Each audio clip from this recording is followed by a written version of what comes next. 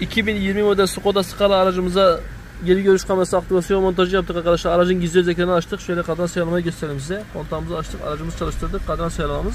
Ek yakıt, konfor, sinyal, gündüz far açma, kapama, resus, elektrik sistemi çakması vesaire hepsini yaptık.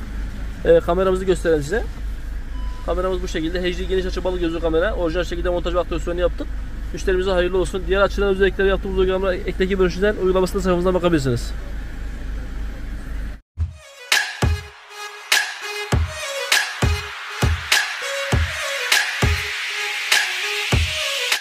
...2020 model Skoda Scala aracımızı gizli özelliklerini açtık arkadaşlar. Geri görüş kamerası aktivasyon montajı da yaptık.